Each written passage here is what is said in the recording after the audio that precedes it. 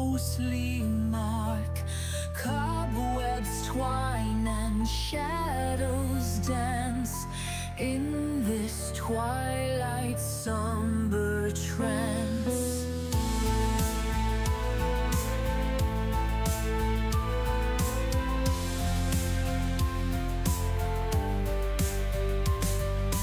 Candles flicker, weary wicks, ancient echoes, time's cruel tricks. Marble figures, frozen pose, amidst the silence sorrow grows. Whispering shadows, secrets keep in the depths where night meets sleep. Underneath the velvet gloom, guardians of the haunted room.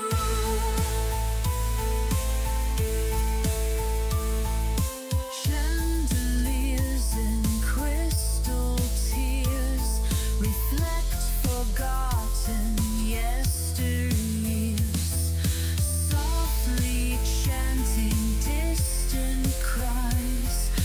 Through the arches sorrow sighs. Gargoyles watch with stony gaze, guardians of endless maze. Pipe organ's breath begins to rise, filling air with mournful ties. Whispering shadows, secrets keep in the depths where night meets sleep. Underneath the velvet gloom, guardians of the haunted room.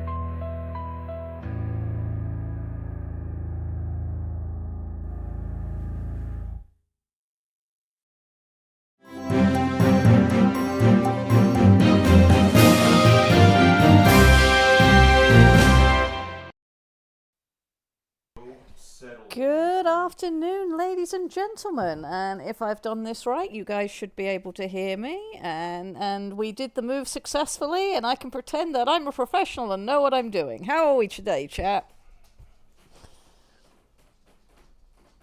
How are we doing? Oh no, Doc can't hear me. Terrible. Clearly I've broken everything. That's it, stream over. It's lovely to see familiar faces in chat and some that I don't see quite so often. I hope you've all had a wonderful fortnight while I've been away. It's been a wonderful trip, but also really frustrating because last week there was some really good ideas being bandied about over in the Orcs in Shoal chat. And I was like, we need to talk about this and I can't stream this week because I'm still on the road. So it's been a time. It's been a time. I am joined by somebody this week. I stole Aiden, as per usual. Say hi, Aiden. Hi, Aiden. And the fun is going to be that for any of you who weren't here yesterday for Aiden's stream, Aiden and I are currently staying in a very nice cottage outside of Seattle. By cottage, I mean we are living in a room and a half for 2.5 months. So we're going to have to be really on top of our mics, because if Aiden speaks and my mic's down, you're going to hear him through me and vice versa. Hi. Like that. And also the dogs are living in the same room and a half with us, so this is gonna be fun. It is cozy though, Night Owl, you're right. It's very cozy, and although it's not, ideal living long term, to get us where we need to be and as a nice interim place, I've really got no complaints. We have a yard out the back of the cottage that's all enclosed, so the dogs, when they want to go out, we can let them go out and they'll just run and they'll do laps. To the point where we've discovered for the first time that Pip's probably faster than Sarah's consistently. Because he will just do laps of the yard. He loves it. Earlier this morning, what he was doing was racing laps around and continuously nipping at her front legs to keep her chasing him. He had such a whale of a time. I think she could still beat him on a straightaway, but when it comes to tight corner, high speed, he's got her, I think. Yeah, he doesn't fly quite the same way she does, but he does have the advantage of longer legs. But yeah, Sarah's on a straightaway. Yeah, I think she'd still outrun him. And of course, Anka just thinks that these are the best games and will just chase either or both of them. So yeah, ultra zoomies, and it's been, it's been really lovely to see. So that's where we're at the moment. We're back after 2 weeks. I've got some things I want to chat about this week, and I think after seeing what people were talking about over in the Orcs and the things that we're considering, I think that this week we really need to knuckle down on sorting out how our psionics work and what we want to have them do, etc., etc. But there's some stuff I want to talk about before that, which will perhaps feed into that and help with some decisions that we're going to make. And, we'll just wing it and play things by ear this week, if that's okay with you guys. Before I do go off on a complete wittering rant about writing things, Psi is something we should have figured out day one. To a certain degree, this is going to come into like ways of world building. I don't think we should have done it day one because I don't think we'd be in the position to make what we're going to make now if we had. Purely because when we first sat down to start doing this from the ground up, we wouldn't have had the reason to have like the musical connotations that are going to be built into our psi powers and what we want to do with that. And I don't think we'd have a unified feeling of what Shoal as a setting is like for us to then fine-tune our powers to match that. That's not to say, however, that would have been categorically a wrong way to go about that. I think for what we're doing with this stream and this being the communal project that it is and coming from the inputs that we have, the way we're doing it makes sense. But you can absolutely build a setting from the concept of the ground floor I want to start on is I want my setting to be about superpowers, so I want to establish my superpowers first and then build everything around that. So it's not that you can't do it that way. It's not that way is a bad way of doing it, for certain. You can absolutely do that. I just feel that for what we're doing with Shoal and the entire scope of this project, I like the way that we chose to go about it. But we're absolutely at the point now where we need to have some facts laid down so that all of the creativity you guys pour into this can continue building on that unified platform we're trying to establish. So, I think that's something we're definitely going to handle today. Part of the reason it came up and the reason that I'm responding to Ed's comment so directly is Ed's got some really wonderful ideas about things he wants to do with the human element for the setting and some of the thoughts that he's been putting into that. And that kind of prompted the conversation where, we kind of really need to know how psi stuff works. So we can probably do a pass over our creatures once this is done, though. Yes, and that will be something to go back into. And, of course, we haven't finished fully writing up the bestiary as yet. I was very good while I was on the road. I managed to steal some hours here and there, and another 3,000 words have gone into the compendium purely on some of our wildlife species. And the wonderful thing about the compendium and the way that we're building things is we can always continue adding to it. So if we like the creatures that we've got, but we feel like there's elements that we now need to take advantage of or new things that we've invented that should be reflected in the environment, we can just slot more stuff in. That's not a problem in the slightest. How do humans interact with the psi pearls? We'll figure that out this week. We're probably going to have to go through some of our notes, things that we've said in the past. I mean, it's been 2 weeks away for a lot of people, so I think we need to have a look at that. If these creatures are FTL capable, I think we're at the decision that we've been sticking with so far has been that the Shoaly people have just made it into near space. They don't yet have FTL. However, humanity does. And that the psionic influence is very likely to be a part of that. There's been some really good ideas that I am going to go over that were discussed in the Orcs, and then we can we can have a look at that. The Titans can't really exist off of Shoal. Some of the ideas I've had over the last week, based on things that have been said in the orcs, they potentially could. And there's some, I think, some potentially very interesting story elements we can build from that. But we'll come to that shortly. I want to spend a little bit of time in our first hour doing what we usually do and talking about writing as a whole, because I think one of the big things that would be worthwhile for us to talk about is how do you use powers in different settings and do that meaningfully and well, so that when we then look at our own powers, we're thinking about some of those elements. So that's what I want to talk about this week, is using superpowers in writing, and see what you guys think, and I think that will help to direct us. What do you think about that, Aiden? Good idea, bad idea? It seems reasonable enough. Do you have any settings in particular with superpowers in them that you enjoy and like, or any that you hate? So I could do a little bit of each, and for differing reasons. I've spoken on streams before about Worm, the web serial that is a look into what kind of setting would the world need to be to allow superheroes and supervillains to really do what they're always depicted as doing.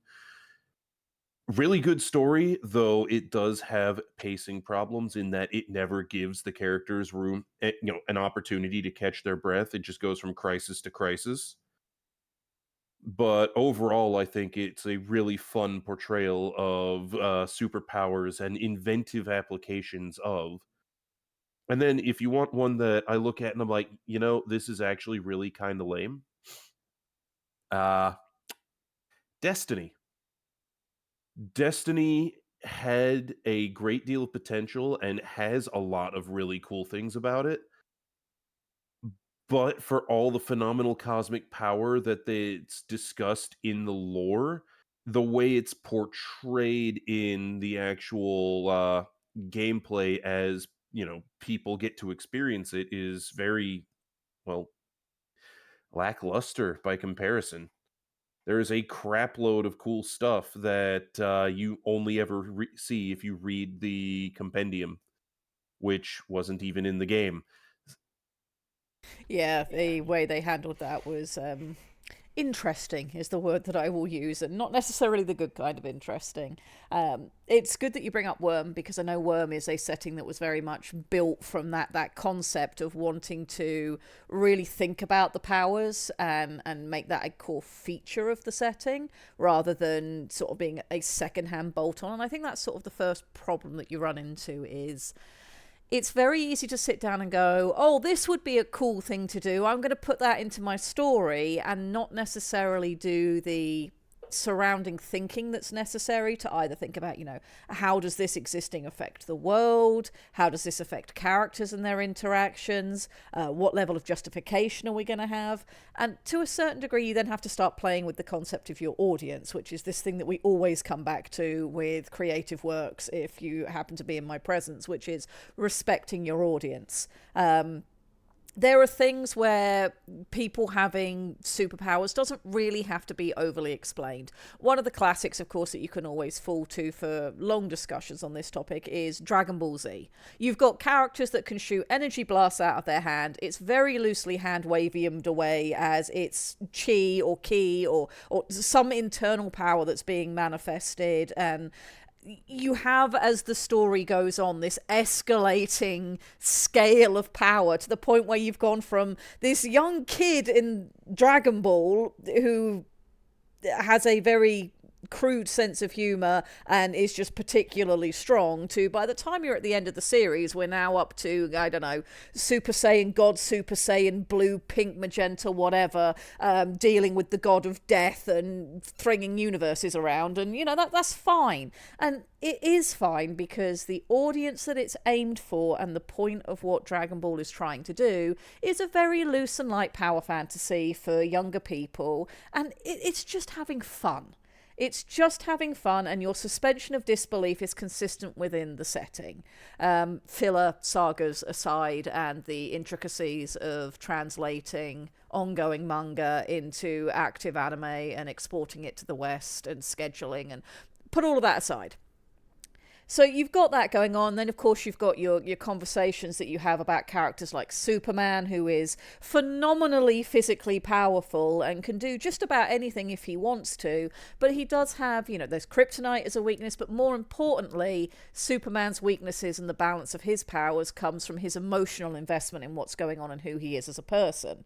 So you've got sort of, the potential for things to go very wrong by having power creep that's not meaningful, by having powers that aren't grounded in a suspension of disbelief system where you can just, sort of put aside your knowledge of science long enough to enjoy the story. Or you've got powers that are just, there's no weight behind them because it doesn't mean anything. And that's very much what you got with Destiny, is you've got these powers, but they're not represented in a way that's meaningful. It doesn't mean anything. It doesn't follow the reader doesn't have anything to follow along. There's no mystery to solve, no stakes, and no development.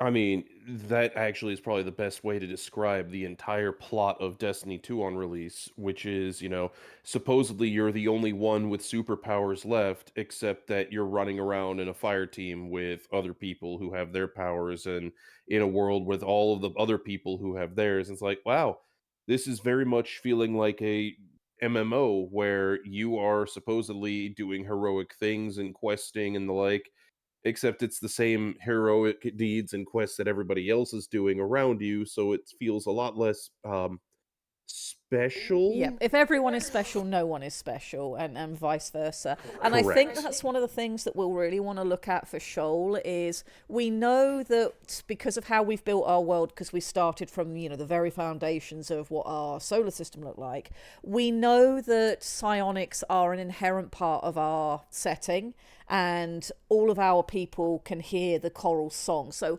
all of our sentient races are going to have a degree of powers awareness. Psionics is normal on Shoal.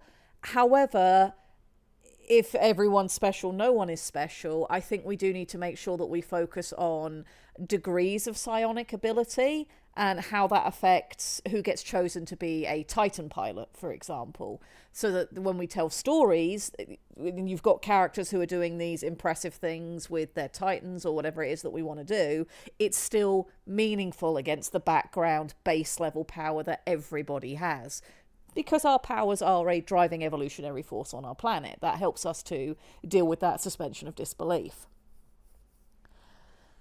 So one thing that you kind of touched on that makes me think back to a video I was watching earlier today, actually. So I don't know how many people here are familiar with Second Wind. Anybody who knows Zero Punctuation, now fully Ramblematic, should be. But one of the series that they have recurring is Design Delve, where it's discussion on game design elements and the like. And I think what the most recent video's subject matter is kind of tangentially applicable to what we were just talking about, because the video's subject is about how it is very possible to have too much content and how too much content can utterly ruin a game. Kind what you kind of hinted at something similar in narrative speak when you were discussing powers, their application to a setting and the like, when you mentioned the concept of basically a author or design developer of a setting or story just taking whatever wild idea they think is cool from their that pops into their head, and then just shoveling it into the story without the consideration of how it would fit, how it would affect everything, and so on. It's very much a case where you can have too many cool things, and like you said, if everything's special, nothing is. It's the reason I personally hate the Forgotten Realms setting, for example.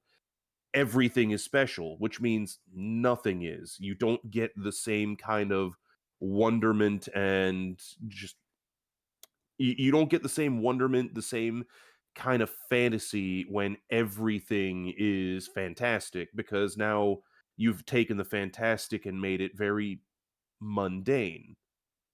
Yeah, So your you internal have to consistency makes it mundane unto itself. yeah, so you have to treat the really cool shit like your superpowers or your fantastic or magical elements as a spice if you want to preserve a sense of wonder or of being special. Otherwise, it just becomes blasé. Yeah. An example from my own creative works would be the Pathfinder setting that you were a player in for years and years. One of the things that I did from the get go was have a fairly hard clamp on what playable races were available, but I was open to the idea of the communal story writing elements of letting people be creative with it.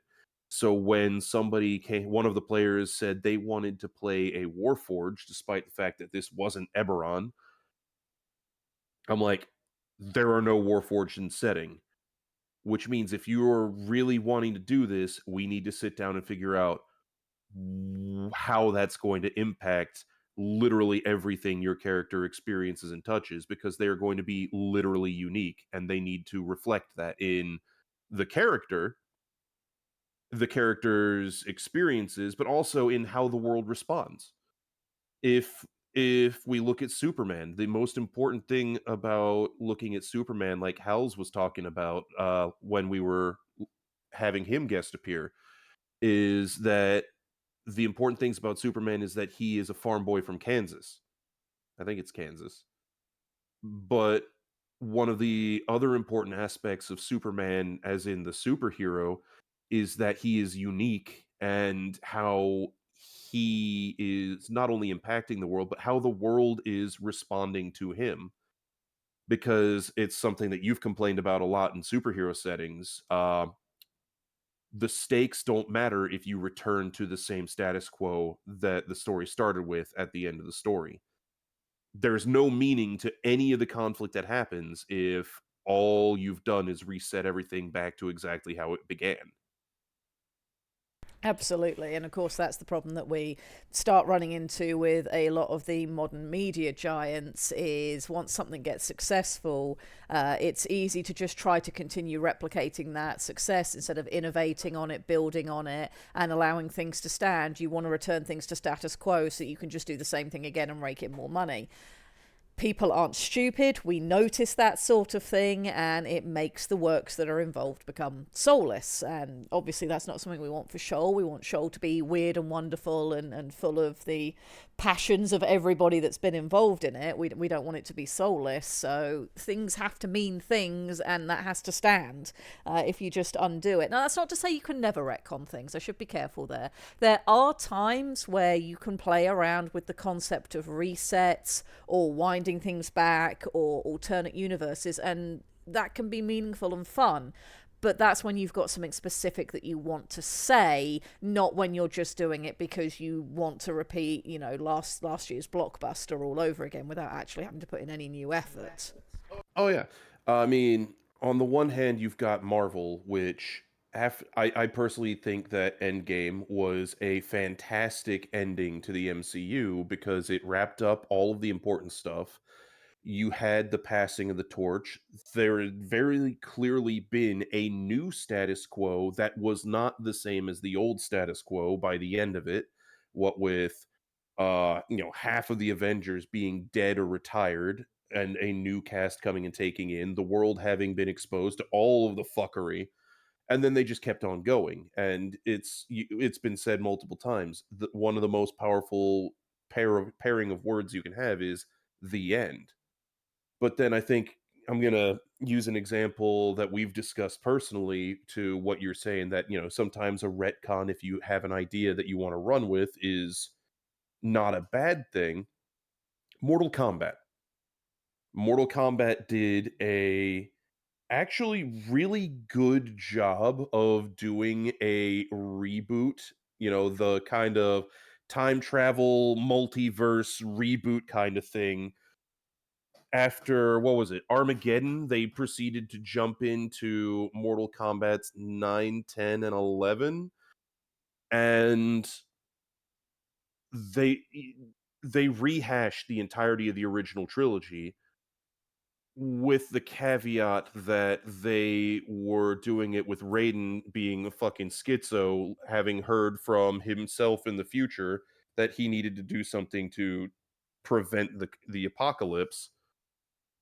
And I think it really comes into its own when they hit Mortal Kombat 11 and they do the whole time loop shenanigans when they introduce Kronika, and eventually break the they do break the stakes a little bit, but they also break the status quo and have the hard reboot of now Liu Kang's in charge of being the god of time and is having to rebuild the universe from scratch.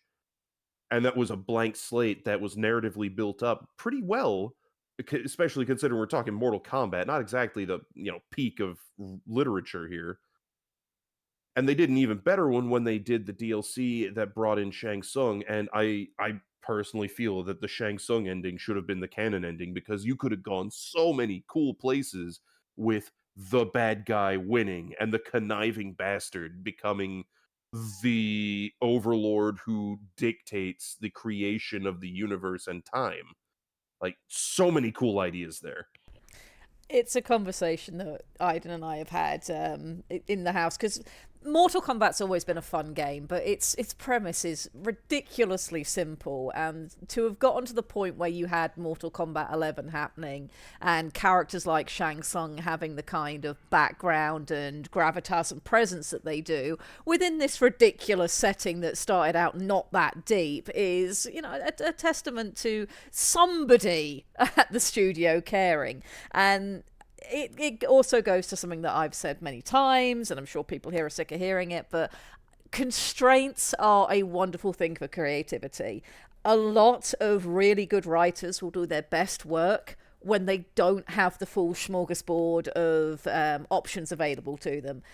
Creativity can flounder when you can do anything that you want, and then can really, really soar when you have some constraints that you feel the need to overcome, because you start problem solving, you start bringing in elements you might not have felt the need to use before, you start taking a really hard look at the rules and what's established to see what wiggle room you've got or you can make so that you can progress forward. And you see it with all of the Mortal Kombat games, when they don't really care and they're just doing their thing and they're doing whatever. The games are never as good as when they've written themselves into a corner and have to figure a way out of it to make the next game. And you really saw that with Mortal Kombat 11 and everything they did with Kronika, and as you say, the Shang Tsung DLC. And I agree, I would love to have had the Shang Tsung ending be the canon one, though I don't think the Liu Kang ending is a bad one either, because it is that blank slate, as you said, and it's a blank slate that,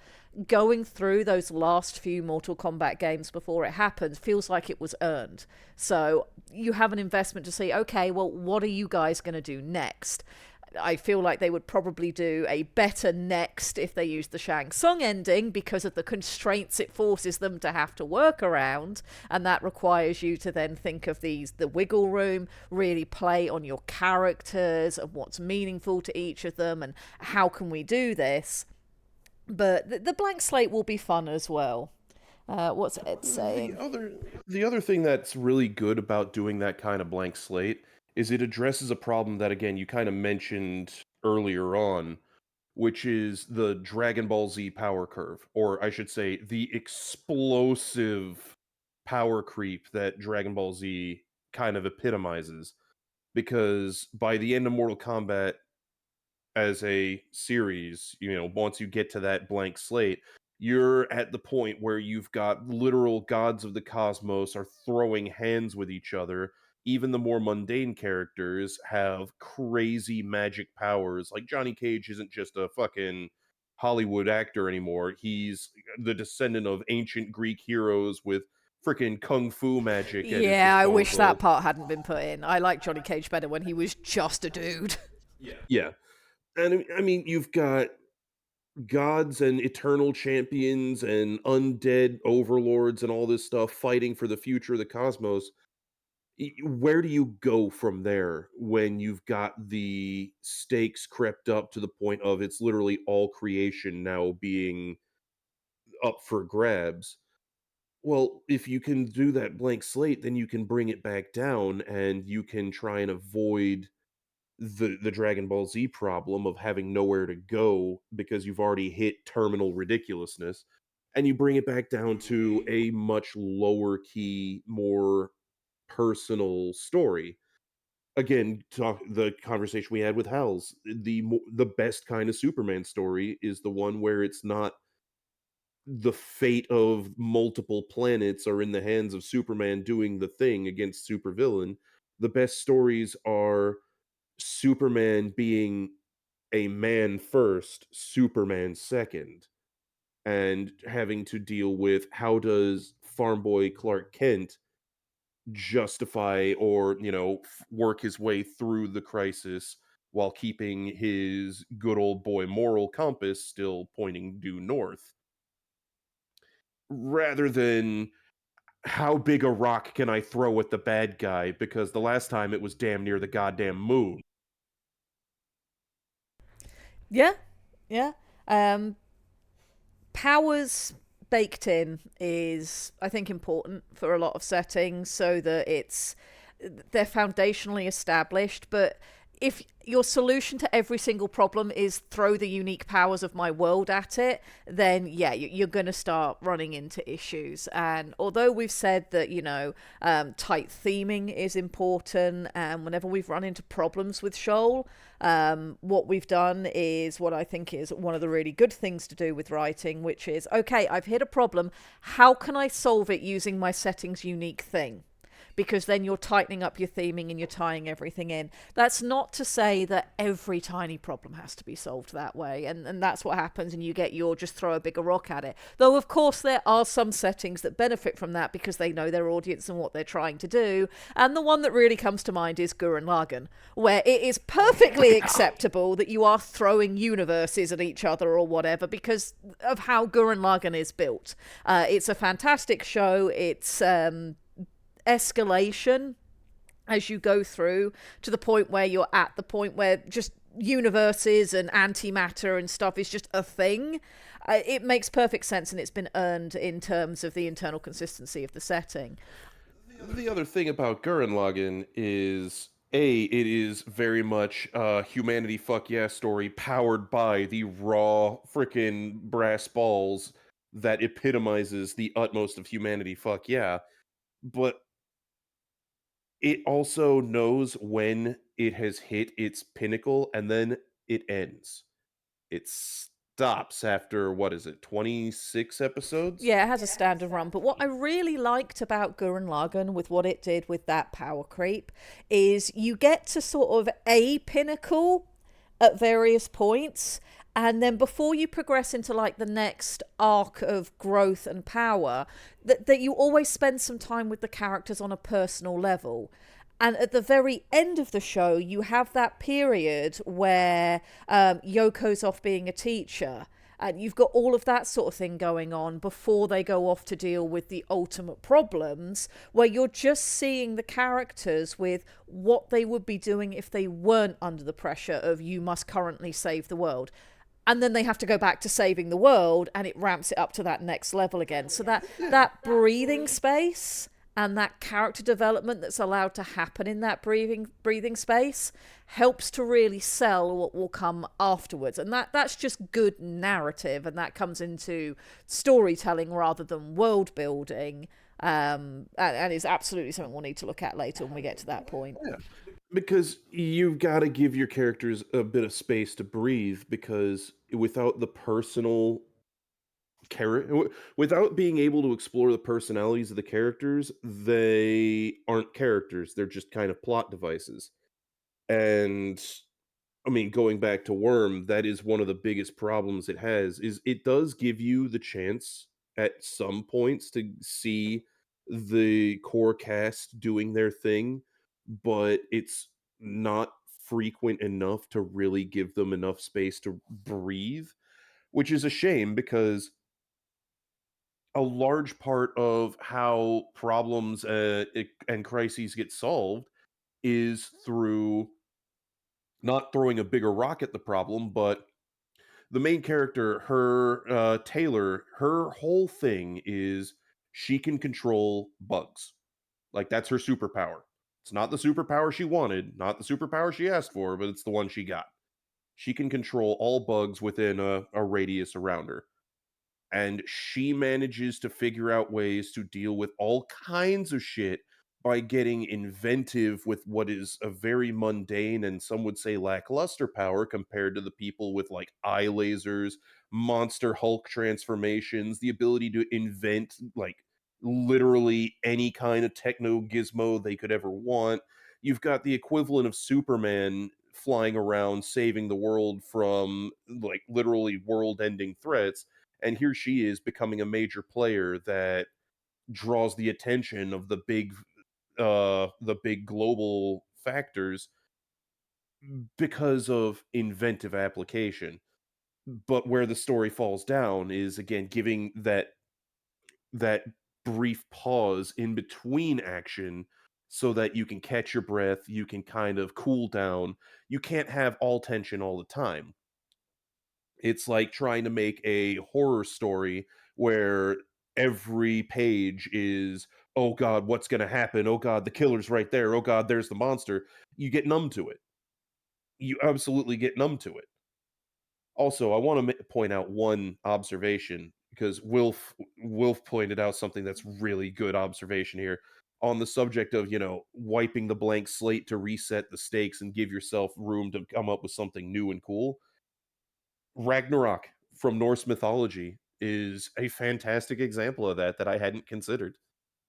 And that comes into another core thing in writing is that there are only 7 stories in the entire world. There's basically 7 story archetypes.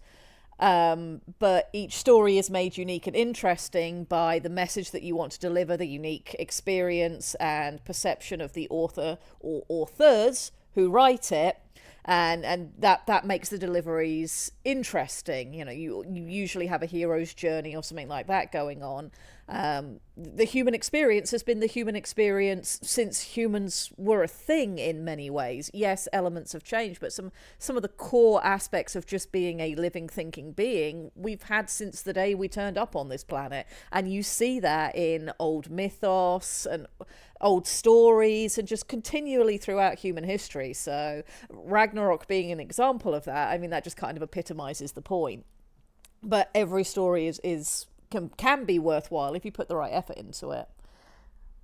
Let's see. If everything is screaming, then nothing is screaming. You have to have quiet moments or the thrill isn't a thrill anymore. Absolutely. You can't have a roller coaster that's constantly climbing. Eventually, you have to give people that downhill rush, and then they need to coast around the corner to start the next climb. Potentially to an even bigger hill that you're then going to get to charge down the far side of. So that actually, again, you're making my brain fire off on, but I remember hearing people talk about a challenge that was given to a DJ at one point who did a set that was all build and no drop at a show, and everybody on the dance floor were hyped. They were hyped. They were hyped. They were hyped. They were hyped. And it just gets more and more confused and chaotic on the dance floor as they don't understand what's happening, and it just turns into disjointed chaos because this dude is fucking with all of them because music has the same requirements in several ways. You have to have the build, the swell, and you have to have the drop or the break in it, or you have to have that explosion Something has into to change, yeah, or you something change has key. to happen. Yeah. And of course, the problem that you're going to run into there on the dance floor is the same problem you're going to run into with your readers. If you're just building and building and building and nothing's happening, then at some point the dancers are going to go and get themselves a glass of water because dancing is exhausting and dehydrating, especially if you're on substances. And, well, I might as well go and get a drink and then I'll come back for, a song that's going to hold my attention. It's the same with readers. It's like, well, this isn't... I'm done. I'm going to put this down. And if you haven't got people to put a story down at a point where they're like, I'm only putting this down because I have work in the morning, but as soon as I'm done with work, I want to find out what happens, there's a chance they'll never pick the book back up. There's a chance they'll never follow the story through to the end. You need to have those moments, put your rests in the right place and put your tension in the right place. And it is absolutely an issue that powers can exacerbate and solve. If you put in too much build with powers, you overstimulate people, or you trivialize the stakes, people aren't going to come back and continue reading. There's nothing there for them to gel with that's meaningful to them. So it is something that you have to be really, really careful of. Go on. No. Eric brought up a series that I think is a good way to talk about this. He brought up Avatar: The Last Airbender, and I have thoughts. I'm going to have to defer to you on this one because I only made it a couple episodes where I'm like, this isn't really for me. I still think you needed to sit down with it at the right time and give it proper attention, but that's also fine. One of the things that nearly got me not to watch Avatar: The Last Airbender is its animation style. I really don't gel with the over-exaggerated drawing of emotions and action. However, the story and the concepts that are going on in it are so good that it didn't take me too long to just get over that and then just enjoy it, because Avatar: The Last Airbender is really, really good for very good reason. There's a reason it got so popular, and it does a lot of narrative things really, really well. The first thing it does is it has a unique world setting. The magic system in ATLA is perfect. It basically is, yes. So they started with a really good thematic world setting. They were going to go with the 4 elements. Their theming is to do with balance and the shifts in power, and they were going to really focus on the hero's journey with the main character. They came up with a really good supporting cast, and they really thought about not just what powers are our lead characters going to have and at what levels, but also how have powers affected the entire infrastructure of our entire planet. And then on top of that, they decided to give us some of the coolest, sort of secondary characters / NPCs that were on TV at the time. So you've got your main character and the last airbender who has the air powers, and the reason that he's on the hero's journey is because all of his tribe have been wiped out because the Fire Nation that have fire powers don't want to have to pass power to the next group. So he's the last one left. He's a child. He does not want this responsibility. However, destiny comes knocking. He has to deal with it, especially when he's been out of things for a long time, avoiding that responsibility. He's then thrust back into it, has seen the consequences of abdicating that responsibility, but he's still a child. And he goes on the hero's journey with a couple of other young people who are also trying to find their way in the world. And they're a great contrast to Aang because they don't have his chosen one destiny, nor his potential limitless ability to gain power. They are much more normal, in inverted commas, characters in the world. Sokka especially, because he doesn't have the bending powers. So you've got this contrast to play Aang against, even in those quiet moments. So it makes everything meaningful. Kitara is struggling with mastering her powers. She's struggling with her societal status and the fact that she has this desire to better herself in a way that's meaningful to her that her culture doesn't support. So how does she go about dealing with that? You've got Sokka, who doesn't have these powers, and he has his own interests, and he's trying to prove himself and make his way in the world, but he's not mature enough yet to have entirely understood what he needs to do to prove himself to himself. You've got Aang, who's dealing with the chosen one destiny. You've got Zuko, who's dealing with the fact that, he's pretty powerful himself, but he's always overshadowed. He's got this mark of dishonor against him. He's taking on board what his culture is telling him is the only way for him to have meaning in the world, and it takes him the longest time to figure out where he's going to find his meaning. And wonderfully for him, he's got Iroh to play off of, who is possibly one of the best characters ever written. it's fantastic how they use character narrative and the powers narrative and how powers are culturally built into the entire setting to drive everything forwards. It's not just one thing of, oh, it would be cool to have a character who can manipulate the air, and I want to throw that in because that would be a cool thing to show to an audience. No, it's okay, here are my foundational building blocks. This is how the world works. This is how powers interact with each other. This is how cultures have developed as a result of that. This is how cultures treat people who don't match these ideals that these, special people who are the pillars of our culture, what they've established. If you fall outside of that, how do cultures deal with it? How does that therefore affect your characters who are on those outsides or who are on the inside and within that very rigid structure? How does that affect their development and how they deal with things? And how do we then push forwards the individuality of each of these characters and their own personal drives? It is a masterclass in all the elements of good narrative and storytelling. And it certainly helps that the writers had the ability to put some comedy in there too. I am terrible at comedy. So the moments where Avatar made me laugh, I genuinely appreciated. So this has sparked a conversation in chat at the moment. Yeah, I'm just about to start reading and catching up. Yeah, talking about the thing that Ed Gauss is bugged about in most D&D settings, where you, with the access to magic and powers, there's no exploration of how that should naturally affect the world as a whole, the development of the world, because in generic D&D settings, it's generic medieval fantasy with all of these wizards and warlocks and fighters that can fight gods and shit kicking about, and somehow it's still generic fantasy rather than any kind of impact of having all of these figures would have. And it makes me want to make the observation uh about a setting that we've discussed on this particular stream before. Are you about to bring up dark matter? Because I think we're having the same thought. Go for it. I 100% am. Because dark matter is an exploration of how D&D would go to space. And it does so by looking at exactly how having wizards and warlocks and clerics and fighters and all this stuff that's central to Dungeons and Dragons would affect the development of a world, because it's not going to stay in stasis. Stasis is not a thing.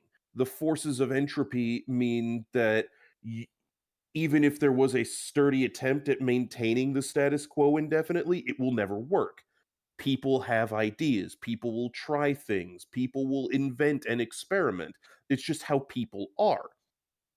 So instead of having to, like what I think it was Wilf was saying, why invent technology? Why build a telegraph? Well, yeah, you don't need to build a telegraph, but rather than worrying about, or rather than having elite special forces consisting of, a wizard that can nuke the battlefield with a couple fireballs, why would I not instead, if I don't have access to one powerful wizard, get a bunch of lesser wizards who can outfit a pike and musket line, except it's a musket line full of scorching ray wands that my regular line infantry can use with only minimal training. You get a whole slew of, freaking amateur wizards together and you have an assembly line. And dark matter kind of did that. You go to space using magical engines. Ray guns and blasters are literally just factory produced wands that anybody can use. It's a fascinating look at how magic would supplant technology, but how there still are some common themes that people will invent, they'll explore, and they'll try and find new ways to do things, new places to do things. Very much agree with all of that, and yeah, and it is what makes, I mean, Doctor Who's talking about dark matter in chat as well, and that it had such an impact. The reason that the setting had an impact on me is because it makes sense. And it makes sense on that foundational level. It's okay, we've got D&D with all this stuff going on. How do we extrapolate that into the future? What would happen? And Dark Matter does that brilliantly and is very well thought out and well written to look at all of those thoughts and what ifs and logical extensions of, well, if this is our starting point, how far can we take this? And then codified it into something that anybody can pick up and understand. So, I mean, Dark Matter's brilliant. I really, really like it. And we were very fortunate while we were on our road trip. We did stop in to see Doctor Who's the chef, who very kindly cooked us dinner, and it was delicious. And he invited a guest over while we were there, and I was able to meet Mike Hollick, who is behind Dark Matter, in person. And we had a wonderful evening. We played witchy cakes, and the dogs were little nightmares, and Dominance was asserted. Yes, Ceres was a little nightmare and peed on the ottoman to establish dominance, and I don't think we'll ever live that down. But we had a wonderful chat with Mike, and he is interested in coming on to the stream at some point when our schedules align and having a talk about his creative process, because one of the things that we discovered really quickly is his way of building things and creative works is basically the polar opposite to how I do things, and both I think work and both are compelling. So I'd love to have him on, and he has agreed to, if we can get schedules to line up, to come and talk about his creative process, talk about Dark Matter, some of the other projects he's involved in, and the creative process of getting there. So I've had it approved by Diggs. Diggs says that we can do it. We just need to match up schedules and pick a date. So at some point we will have the Dark Matter guy, come and have a chat with us and answer some of our questions, which I think will be really, really fun. And he is aware of Shoal, and I'm sure there'll be some discussions in that direction as well. So it'll be a fun time. It'll be a fun time. Yeah, I know he's got a lot going on at the moment, and we're flexible over here on WBPL 76. As and when it works for him, we will slot that in, and we'll do the thing. We're not going anywhere. You lot have reliably turned up to listen to me witter on about writing for months now, which I'm very appreciative for. So we have time, and we'll make that happen. Okay, so one of the other things that somebody mentioned in chat, I think it was Eric again, mentioned that one of the other things that worked really well with Avatar: The Last Airbender was taking the elements and also looking at how that's reflected in people's personalities. Aang is, flighty and light and airy. Fire Nation people tend to be hot-headed, which you especially see in Azula and Zuko. You have Katara flows like water with how she develops through the setting. So yes, that comes back to something we were saying earlier, which is tight theming. Tight theming really, really, really helps. And it's why when I see these sort of things of, what if Avatar: The Last Airbender, but Aang was Fire Nation or Aang was Earth Nation? Well, you've kind of missed part of the genius of the world building if you do that, which is not to say you shouldn't do it. Playing, what would I do in the zombie apocalypse, or what if I took this established thing but changed a few of the elements, is really good practice for your brain to work with narrative and what makes for compelling ideas and what doesn't. And as I've said before, everybody has the right to create anything that they want to for themselves. That only changes when you start expecting something from an audience, their time, their money, their attention. So there's nothing wrong with doing those, but I do think it does often overlook the fact that Aang being Air Nation makes complete sense because it's that tight theming. It all comes back into itself, and it's what makes Uncle Iroh stand out so much. Is when you first meet him, he's Fire Nation and the antithesis of hot-headed. And understanding Iroh is its own philosophy. It's wonderful. It's like trying to understand the time monks in Discworld. There's a lot there if you dig beneath the surface. But to bring all this back to the Powers chat that we were having originally, and I'll stick with Discworld, one of the things that I find really compelling with Discworld is you've got the witches, and in particular, you've got Granny Weatherwax, whose whole thing is headology. And we all know Granny Weatherwax has magical powers. She's a witch. She can literally do magic. But she spends 90% of her time not doing magic, and of that 90%, a fair proportion of it is deliberately not doing magic. A vast swathe of headology is just understanding how people work. And you don't always need magic to deal with people and to deal with people's problems. And Granny Weatherwax has the understanding that at the moment that you do start using magic to deal with problems, you are opening the door to a whole suite of other considerations that can come back to bite you in the butt. And that works in telling a narrative as well.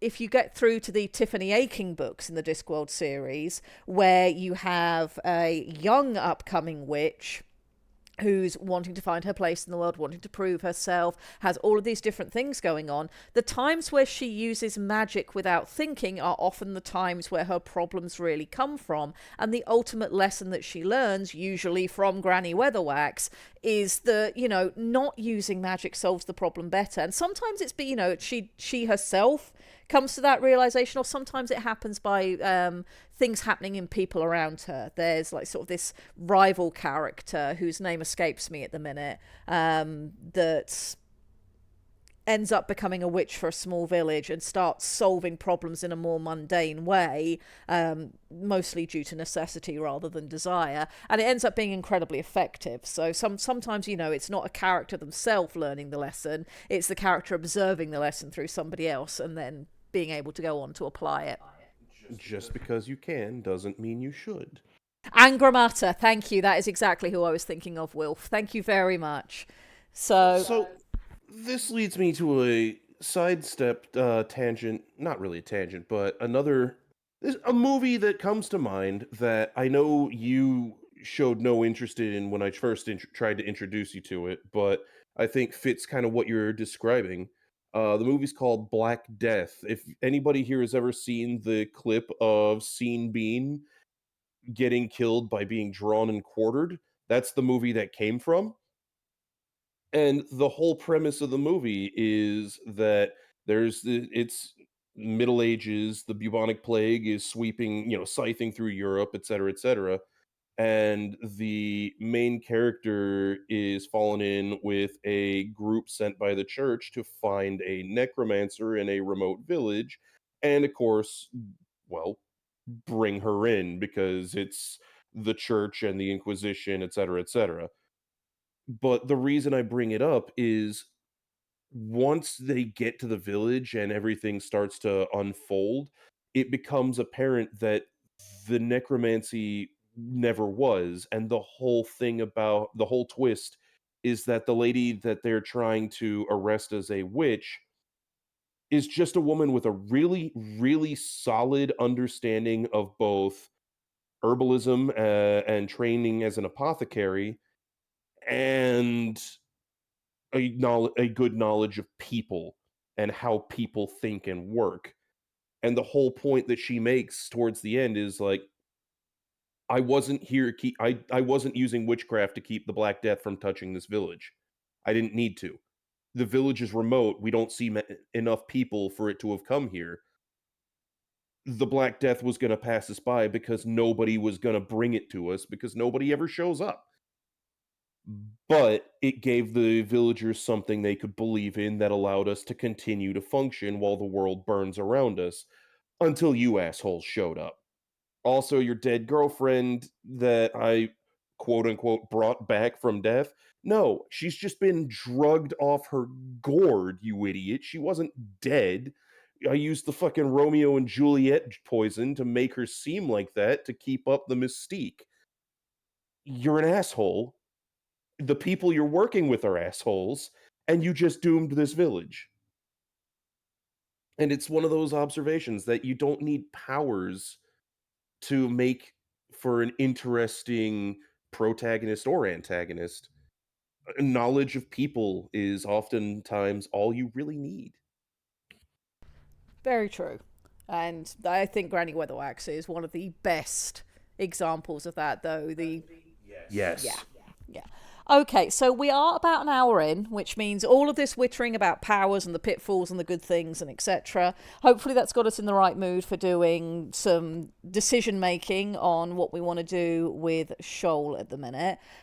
Before 90% of magic is knowing one extra fact, yes.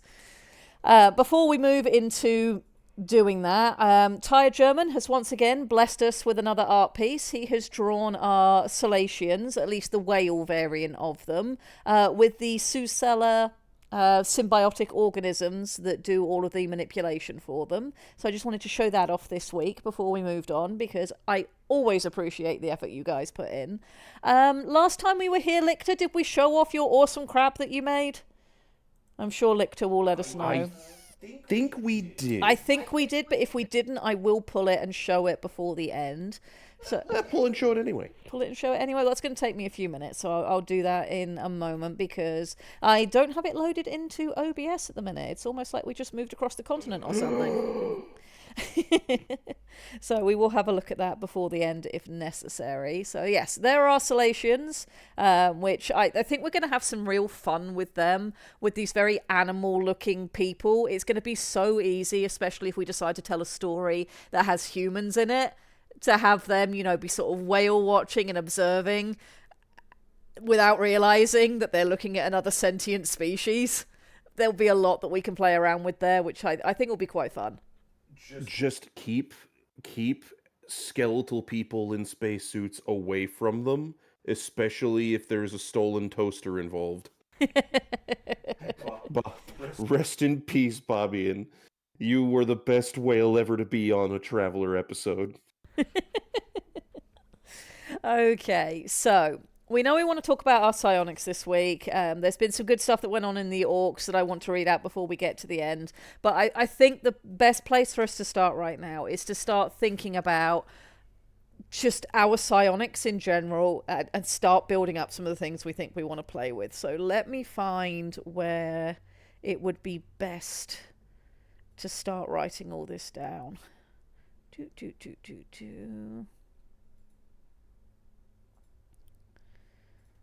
I don't think I have a section that's specifically... Okay, research psionics. What have we got here?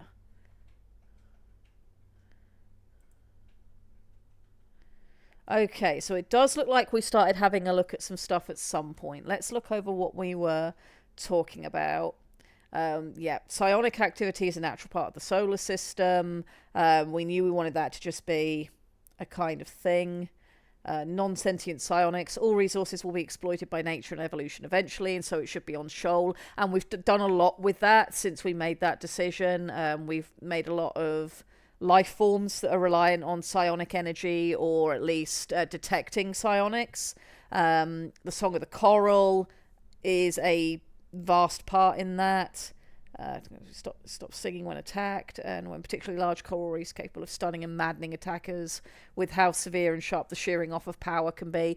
We also talked about having a coral area that's a super colony of coral that just has a dead zone around it, and that being suddenly cut off from your psionics can cause froth, a mental illness. Sentient psionics, what did we come up with? If mundane life forms adapt to psionic energy, so will sentience, and we've built that into all of our sentient species. Okay, so I think this is going to be the most important thing of what we looked at originally. Complex powers should be applied cautiously. Mind reading is a slippery slope, for example, and would not benefit the complexity of a setting hopefully about its mecha, rather than the social implication of knowing everyone's thoughts all the time. Douglas Adams talked about that in a very interesting way when he set up a species that could read each other's thoughts, and so they spent their entire time just babbling small talk to stop themselves from actively thinking about anything, because everybody around them would hear it. We don't want to go down that path, although I think that's a brilliant way of solving the problem. It's very important that people have the privacy of their own head. Mind-numbing. Oh my god. Yeah, and that was the whole point. So, okay. Active powers would also make sure people pray for the coral rather than in harmony with it. I don't know that that's necessarily still true from when we first looked at this, but... I did write down, and I think this was very much off of my own back rather than with input from you guys, some basic abilities for sentient races that might make the most sense.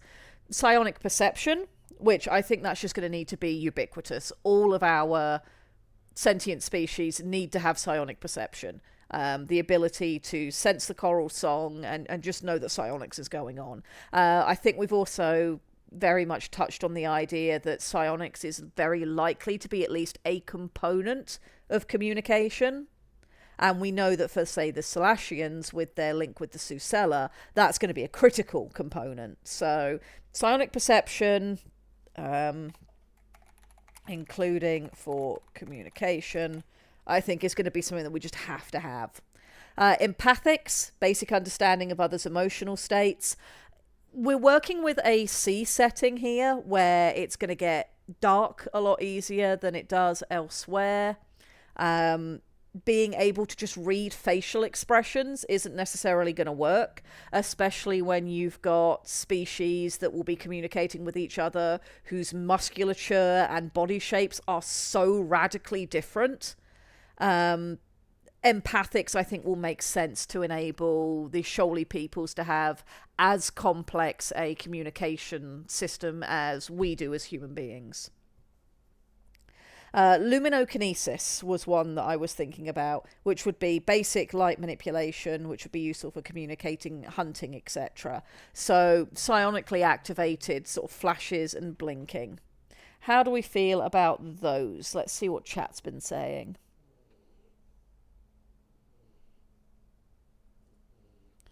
Reminded of the Hanar from Mass Effect. Yes, yeah, I had those in mind. We are dealing with a complicated setting that we're in, so I think taking that into account is important. Thank you for the bits, Ralphie. It's lovely to see you. Do we have any thoughts on any of what I've just witted about, chat? Or shall we move on with the assumption that's pretty much going to be okay? I hope you're having a lovely afternoon, Ralphie. Luminokinesis plays very nicely into the idea that psi is related to the nature of space-time. Yes, and I'm going to read out what we wrote about that presently, Ed. So, yeah. Lictor has some thoughts about light. I would love to hear them, Lictor. Let me know what you think. Ralphie says he's doing fairly well for a workday. I am pleased to hear that. This is the most we can ask. I've been very cheeky. Well, Fridays are kind of my day off. I spend a couple of hours streaming with you guys and just do what I feel like on Fridays. But I do have a piece of work that I might try to finish this afternoon. Debbie Clowner is playing Dwarf Fortress on Sundays, I believe, now. And I'm working on a banner for her, and it's very, very cute, and I need to colour it. So Lictor is saying, light being electromagnetic manipulation, which brings me back to the ferrofluid-infested ferrofuzzes. Okay, do you want to expand on that just a little bit, Lictor? What are you thinking these psionics would enable us to do with that? Light and EM radiation are effectively the same thing. Yeah, so it seems like we're probably going to pull that together. Her streams are fun. Yes. Dwarf Fortress is very capable of prompting a lot of fun if you're able to read see the Matrix, and if you've got a personality who reacts to it well, that always makes things much, much better. What I found really interesting when I was having the chat about what we were going to do for the banner and the kind of mood and theme, I was going into it with yes, Dwarf Fortress, the home of Obok Meat God and Boat Murdered and all of these terrible things. And she's like, no, I want to have a character that's, optimistic and intrepid and determined to dig into the mountain, and losing is fun. And I was like, well, that's completely the opposite mood. Fair enough. Everybody's first Dwarf Fortress experience, vice everybody's 50th. Yes, so we have a very cute piece that I'm working on, which will be lovely. So let's see what Lictor says. I think psionics are using ferrofluid and magnetic fields to create magnetically charged light shows. That's interesting. It would also give Shoaly some ability to directly interfere with human tech, which I like. I think that's an interesting concept to put into place, yes. Same way ferrofluid changes shape along weird audio-induced vibrations. Okay, well, what I'm going to do is I'm going to copy everything you guys have just said there, because that's really useful. And we will see about building that in. Let me carry that over here.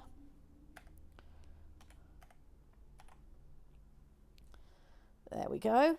Okay, so we'll build that in. So luminokinesis also it's all going to be to do with ferrofluid. It allows them to have some manipulation of magnetic fields, but this is all going to be on a relatively low level. I'm not looking at giving our sentient species the ability to just, EMP a city. I think that would be a little bit ridiculous, a little bit beyond the pale, and would push the kind of narrative that we're looking at into different terms. But being able to localize that sort of thing on a personal level, I think that makes a lot of sense. And the fact I'm reminded of the ampules from Subnautica in Yes. how you're describing. Or those damn crab squid things. You know the ones I'm talking about. Yes, I know exactly what you mean. Yes, so I think that's a really good idea. Is to make it like the crab squid, very localized. Does Shoal have a magnetic field? Yes, and it's pretty strong. Well, Shoal doesn't. Luastra does, and Shoal exists within it. I would imagine if there's a solid core to Shoal, it probably would have a It field. will, but in comparison to its host planet, it's minuscule. Luastra's magnetic field is immense. Yeah, by comparison, you're right. Having something develop the ability to EMP a city sounds like an antagonist or plot device. It might be something that we want to build into perhaps a Titan, some kind of super weapon Titan, if we decide to tell that kind of story. Or depending on what we decide to do, maybe it's something that we build into how the Shoali initially deal with humans, if we want to tell that kind of story. Any interaction between humans and their tech and size difficult and unpredictable. Yeah, I think that's definitely a line that we want to go down, is that sort of unpredictability. Not because we must science this, but because I think that leads to some interesting narrative things. Because ultimately, the reason we're building this setting is so that we can tell stories with it. And it's sometimes okay to put aside science in favor of what would make for an interesting story. What would give me the tools that I need to be able to pass a message that I think is interesting. You have one of the early stages of contact between humans and some of the species, some of the sentient species of Shoal, ending in near calamity as the humans suddenly find that their systems are fucking up and putting them at risk of running out of air or sinking to the bottom or what have you, because the Shoalies didn't realize that the humans aren't used to electromagnetic manipulation in their communications. They were just saying hello. They didn't mean to fry the navigational computer on the submarine. Yep, and Lichter's talking about here the idea of a sort of brain hack, conveying visually transmitted brain virus as an idea that optical receptors connect pretty directly to the brain, bypassing a lot of defenses.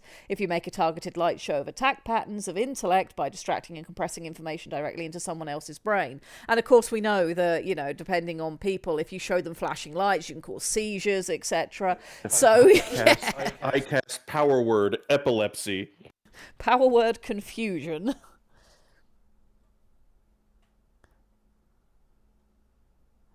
Yeah, okay, so we do want to have then, I think, some base level of telepathy, it sounds like. What I would like to focus on with that is I would like to not have it be that telepathy allows you to have perfect internal dialogue with somebody else just because.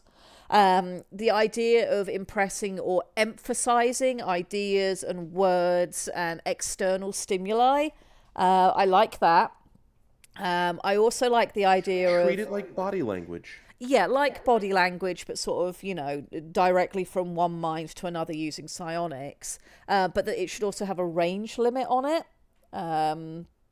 I think that would be important as well. The reason I say this is because if we go much beyond that with it's possible for people to communicate ideas just literally on a thought over huge differences, over huge distances, even, um, you start negating some of the interesting things we've put in the setting that I think will make for good narrative. If I can talk to, say, for example, Doctor who I happen to know is quite a distance away from where I am now, without needing to do anything other than think at him, and if he's in the mood for receiving, he can think back at me, we no longer have a need for, say, the internet or telephones or the normal communication that you would have with people in person. So you start losing the sort of, the unique ways that people perhaps move or emphasize things. So telepathy could be more like people singing in tune and easily drowned out by the song of the coral. Yes, I like that. That with distance, it gets weaker. You can't transmit a complex idea and series of instructions, but you can transmit a feeling or the basics of that idea or an urgency or an emotional thing that goes into it. Because we've already said that we want empathics to be part of what's So, going on. so my thoughts are, I already said the whole body language. I know we've mentioned Mass Effect already. The L Core, the whole reason why they have their particular nature of speech, where they state the emotion they're trying to convey before they say what they're going to say, because for them, they think it's all pheromones. There's a lot of pheromonal interchange that gives the same kind of context in speech that you or I would have from tone or facial expression or body language, right?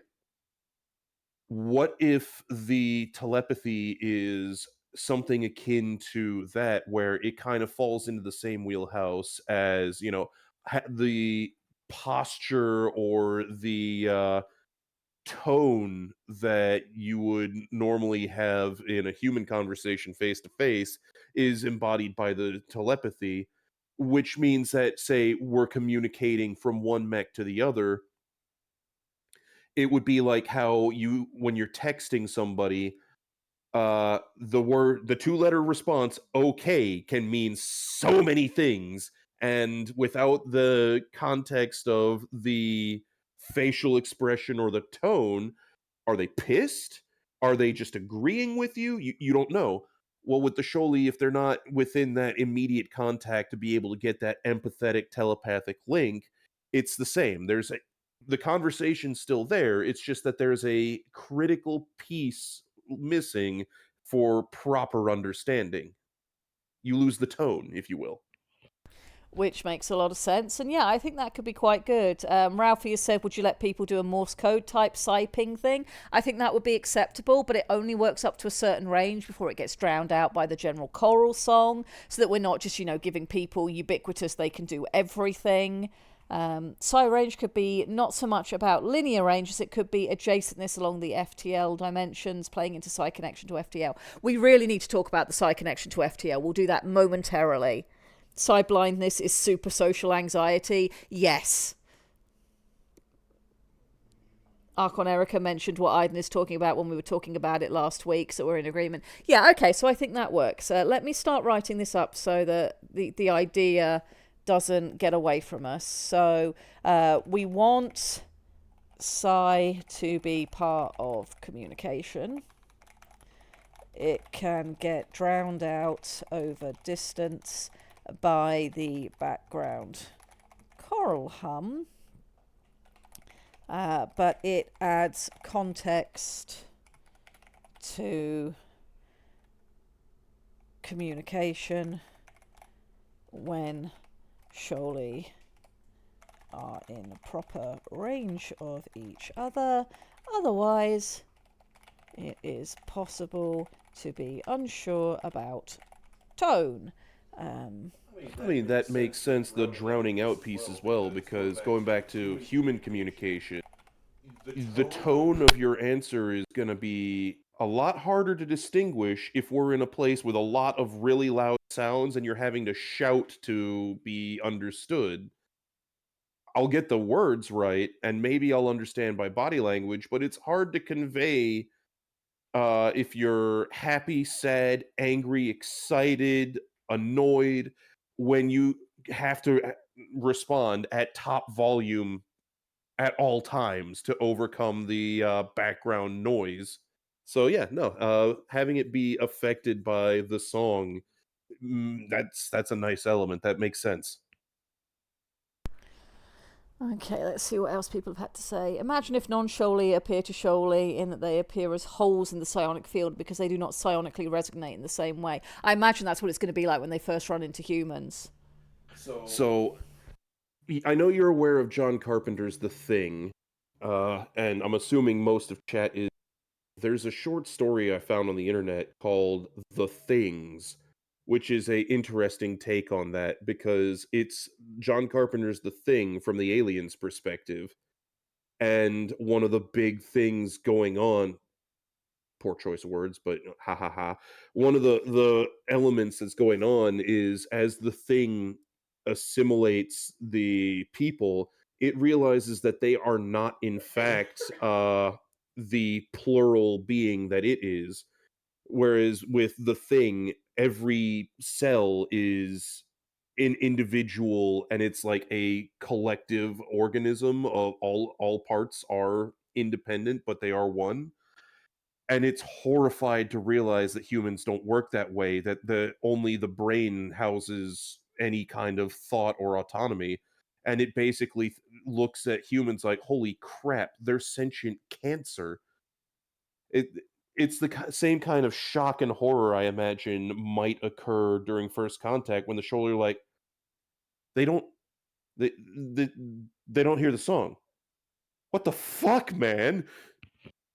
So interestingly, Subnautica has also handled this thing. It did it in Below Zero.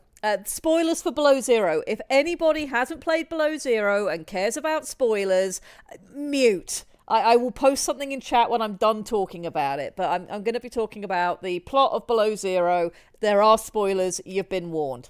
So, in Below Zero, you are playing as a different character from base game Subnautica, and you've turned up on the planet, you're looking for your sister, and you end up running into an alien, a sentient alien.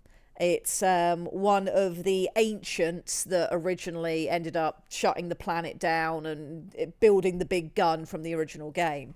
And as you find out more about the alien and how things work, the civilization that works that way, they have a collective consciousness that they all connect to. They are very much a sort of cyberized species at this point, very reliant on their tech. But they have that discussion at one point where Robin, the character you're playing, is talking about how much she cherishes her individuality, the black space behind her eyes where she can have her own private thoughts and develop her own self and be a unique entity of one, whereas the alien, who becomes known as just Al, is talking about how disorientating it is for him to not be part of the chorus of his peers and the eternal circulation of the ideas and personalities of his people. And what I liked about Below Zero when it tackled this was that it didn't try to implicate that either of them was right or wrong. They both just had opinions based on their experience of what they found normal, and they didn't necessarily denigrate the other for it. Al was very confused, and being, a more advanced being, there is like this little moment at the beginning of condescension where it's almost implied that Robin isn't on the same level because humans aren't a coral species.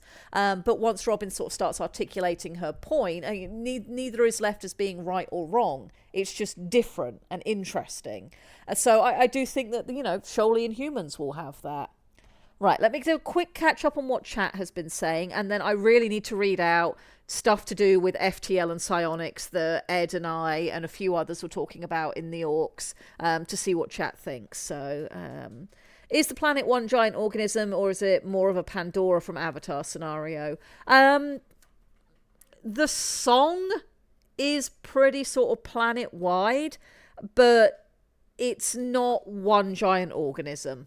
It's a series of communities of coral willing to work together, and then all these different things that also live there that have evolved in the same thing. Think of it like walking into the woods and hearing all of the sounds of birds, the bugs, the amphibians, Yeah. and recognizing that they're all individual, build the same soundscape that they have learned to interact with each other and understand each other, but they're still individual entities and things. Mind control has been brought up. My personal feeling on mind control is direct mind control is never a good thing. It leads to a lot of sloppiness in writing. There are times where you can use it, but I wouldn't want to use it on Shoal. But what I would be down for is what Ed has been talking about, which is expert psi users messing with perceptions. The ability to influence people is something that sentient species naturally have.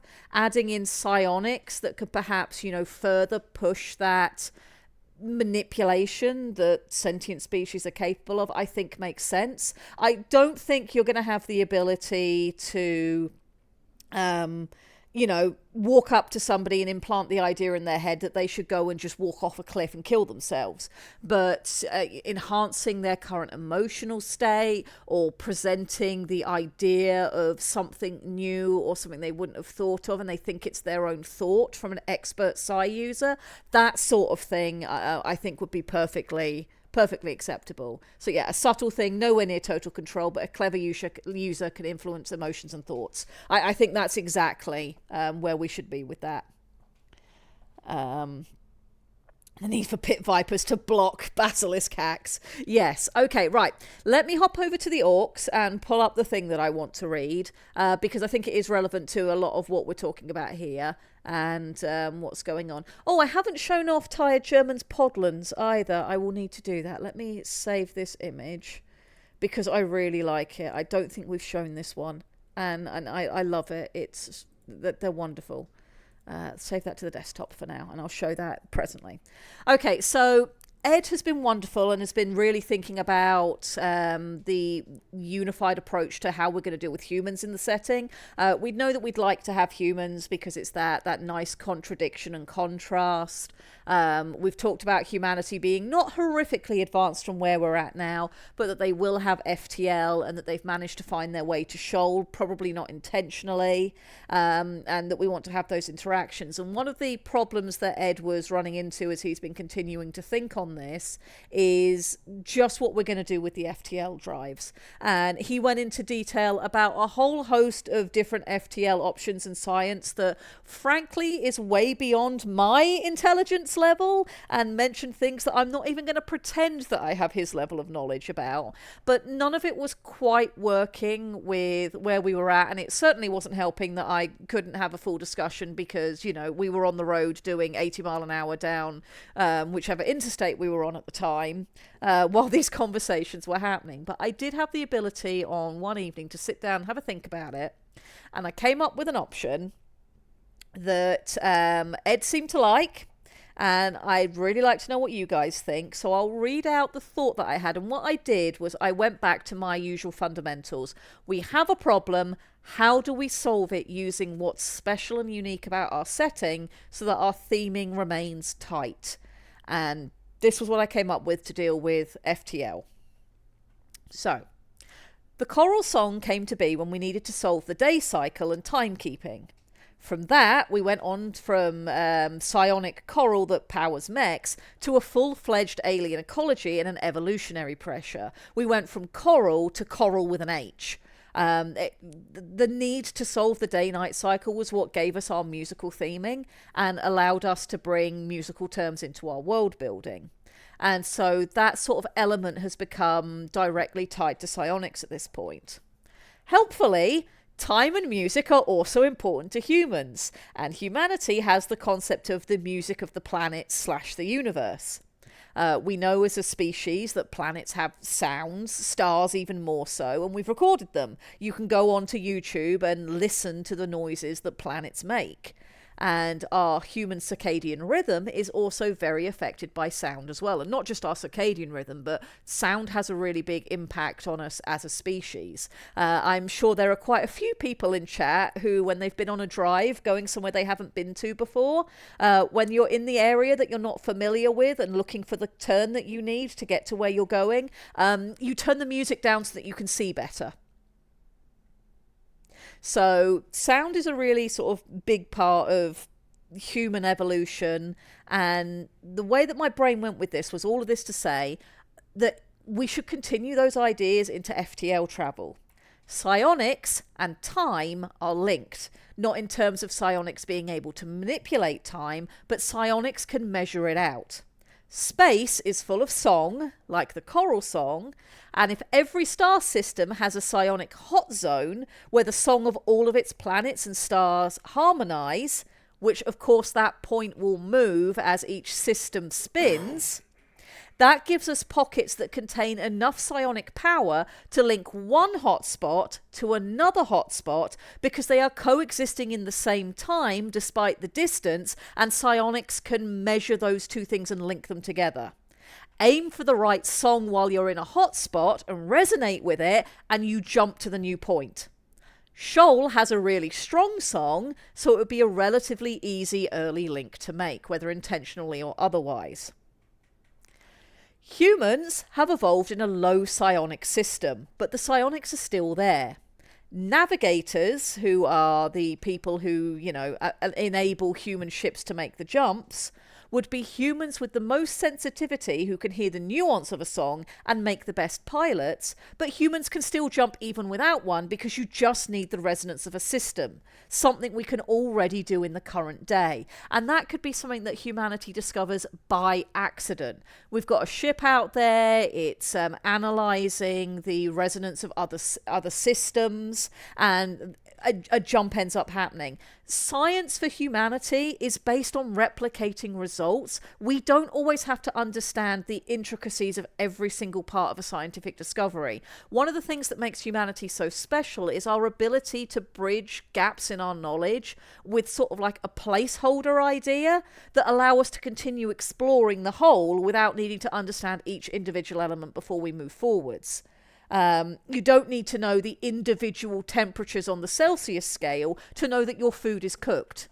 What you need to know is that, when things are cold, they freeze. When things are hot, they burn. And if you're partway through the burning process, you've cooked something. And that cooking process makes it easier to break down the food, and it makes it taste better, and it warms you up. You don't need to know that that happened at specifically 76 degrees or whatever, Humans are great at placeholders. So for humanity, once they figure out, this allows us to jump, and if we measure the resonance of the different systems that we want to go to, we can make those jumps as long as we're in the right place in our solar system. They don't need to know that there's a psionic element that's causing that. They have replicable results, which humanity will then exploit. What do you guys think about that? Including you. Yeah, no, I like the idea that mankind doesn't have to fully understand something to make use of it. That has been true since, Unga Bunga days. Mankind didn't have to fully understand stellar dynamics to be able to come up with a extraordinarily accurate calendar. They just had to know enough, enough to be able to make observations. They didn't have to understand the whole physics behind it. Yeah. Zork says here, kind of like how we can still kind of hear the Big Bang. Yeah, that sort of thing. And because resonance is something that isn't just in the psionic field, but is also something that you can hear in the audible field, it's something we can pick up and measure, especially if we're moving, electromagnetism and stuff into things. It would be really easy for humanity to interact with a system that they're not hearing part of, Navigators can be manufactured, but they have to be part human. Yeah. So warp gates and FTL lanes. Yeah, it would work like that, except you won't need to go and put into place physical structures. What you're looking for is, where is the current resonance point of this particular solar system that we're in? Where is the sound coming off of all of these different orbiting entities currently converging? And if we're there and we then resonate with, the next system over where we can listen to it and we know what its resonance is, we can just hop from one to the other. They don't know that it's psionic power that's allowing that to happen. They just know that it happens and that you can't just do it back to back to back. What they won't know is that the reason for that is because you've just used up a ton of psionic power to do it, and, it's going to need like half an hour to recharge. So an observation.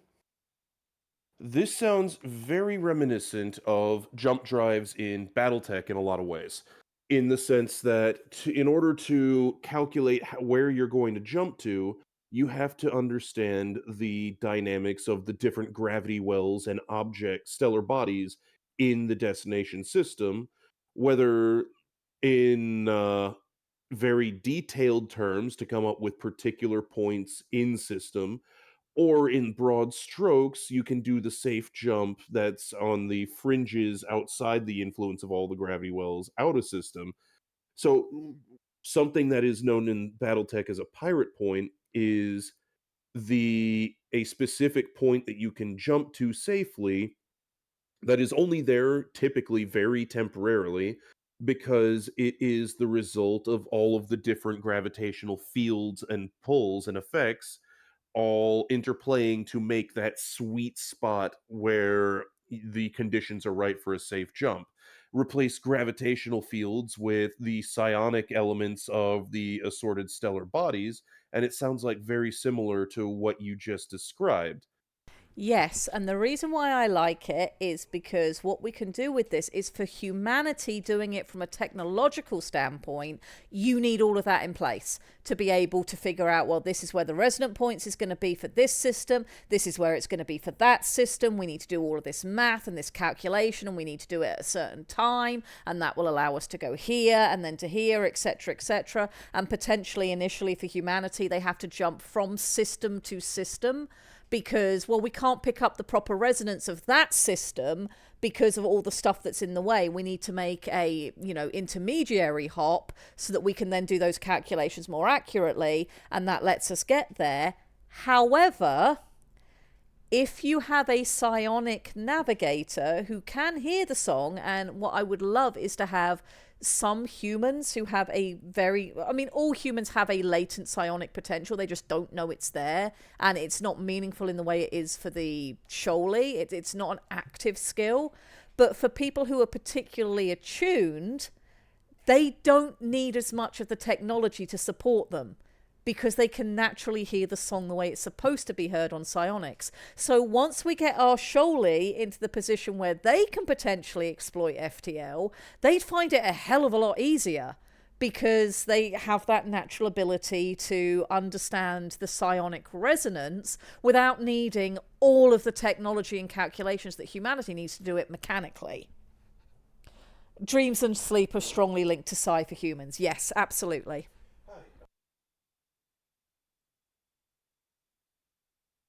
Latent human psi potential is sixth sense. Yes, that sounds wonderful.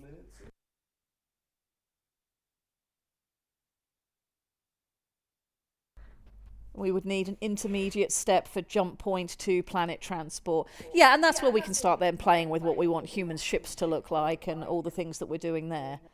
So, So, go on. sorry, I got interrupted by a phone call. The Jeep is ready for pickup, by the way. Funny fact. But so some of what has been described again, the similarities to BattleTech are definitely still hitting me because, well, there's so much stuff in the way we can't necessarily make an accurate jump or even a jump at all to a system like 2 stars over because the star in the way is all it's getting in the way of our ability to properly observe and identify where and how we can make the jump is again very much in the same sense as the jump drive where if you don't have effective observation, if you can't effectively observe the destination system to identify where the stellar bodies are, then you cannot plot a jump except in the most, way the hell out there ways where you're going to spend a long ass time in transit because you had to jump way out into the boonies. And yeah, no, I'm digging this. What does the rest of chat think? Do we think that this concept solves our problem in a unique enough way, or have we stolen too much from settings like BattleTech? See, I would say it's not even so much stealing it because you're not as versed in BattleTech as I am. I'm going to hazard a guess and say that you really weren't all in how jump ships and drop ships and battletech work before I started explaining it. Correct? Yeah, but that's not the point. How do you feel Yeah. about this as a system? Does it feel unique enough, and does Yeah. it work for what we're doing? Basically, what I'm trying to get at is for the same reason you say there's only types of story, the, there's a lot of overlap in a lot of settings and systems, and it's convergent evolution in world building, is how I'm going to describe it. Coming to the same conclusion, despite starting from different positions. Ralphie posits that people with synesthesia or abilities like perfect pitch are better at this than most folks. I think for Shoal that have that sort of thing going on, definitely. If you potentially are able to get a human that has synesthesia and a very strong sixth sense, then yes, them as well. Ed brings up perhaps Shoal aren't better navigators than humans, but perhaps have different issues than humans do. Perhaps the best navigator is humans and Shoal working together. And I really like that idea because the tone that we've talked about for what we're doing with Shoal and our setting and the stories we want to tell. So we don't want it to be grimdark. We don't want it to be, aliens versus humanity. We want it to have sort of like this positive undertone. Or at least a cooperative undertone and an exploration and adventure undertone. And I think that plays into that much nicer. So I do like that idea as well. We're gonna Star Trek the shit out of this. I don't think we're going to be quite that magnanimous, but yes. The KF drive system is great because it's well thought out, which is why it's so easy to take with both hands. Shoal handles the psi, human handles the tech. Yeah, and I think humans would be. I mean, if we go down the route of the best way to jump is to bring your ship into resonance with where you want to go while you're in a resonance point, humanity is probably going to be the best people able to go, well, this is how we can manipulate the tech so that we make the whole ship resonate at the critical moment. So yeah, that could very much be something that we build in. Okay, so it seems like that solution does in fact solve our problem, which I'm really, really pleased to hear. And I think that does go into a lot of our necessities with psionics. Our very basics I think we've covered. We know how we want to handle the basics that everybody has. They have psionic perception, they have empathics, they have luminokinesis, they have a soft degree of telepathy. Everybody has that. Let's talk about what we want to do to go a little bit beyond that for unique individuals. One of the things I've always envisioned in my head is that to pilot a Titan takes psionic potential to a more complex level. You've got the coral that is going to give these machines their own psionic presence and their own pseudo-personalities, which learn from their pilots. We're going to be having a connection there between pilot and machine that allows them to work together in unison and only gets better with time.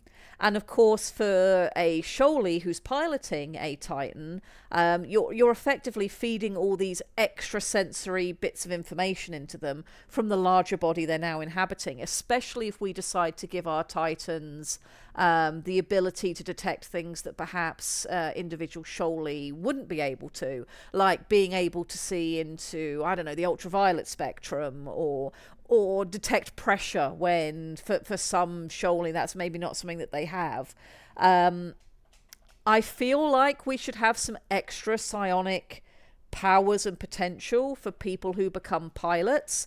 One of the cool things that you guys said in chat that I think was really, really nice was the concept that for people who focus on their psionics and train them, they can get better at it, but that not everybody's interested in doing that because not everybody wants to be a Titan pilot. Some people are quite happy to continue, the family fishing business or whatever, and that's not as interesting to them.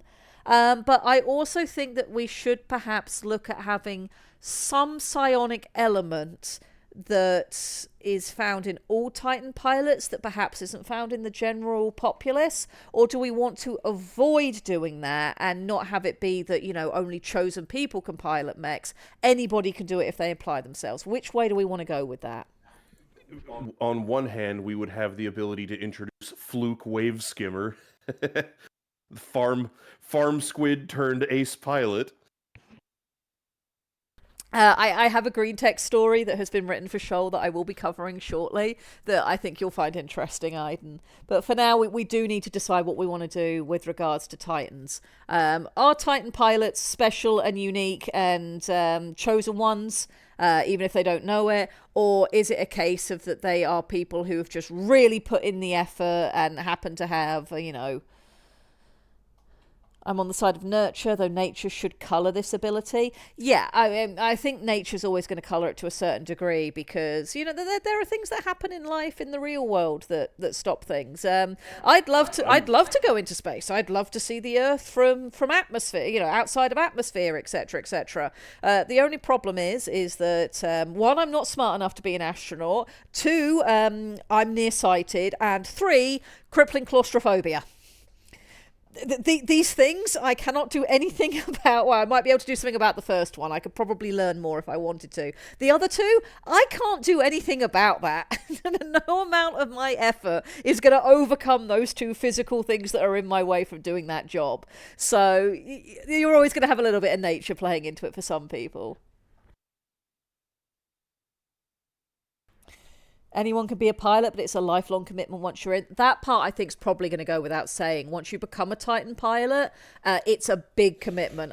I see it as being like going into the military, not in terms of, you're expected to fight for your country or anything like that. But when you join the military, your rights as a citizen are shifted because of the type of work that you're doing, the kind of contracts that it's legal to have that would not be legal in other jobs become a thing. The commitment of your time, so you agree to give up certain rights, you agree to give up certain time, you agree to be deployed to certain places. It very much changes what the course of your life is going to be like for the duration that you serve, and there is a duration placed on that you can't change. I feel like becoming a Titan pilot would be like that. You're going to be doing it for X number of years unless whoever you're working for says otherwise, or unless something specific happens, you get drastically injured or whatever. You can't just decide, you wake up on a Tuesday morning, you've had a bad day, that you want to quit. It's not that simple.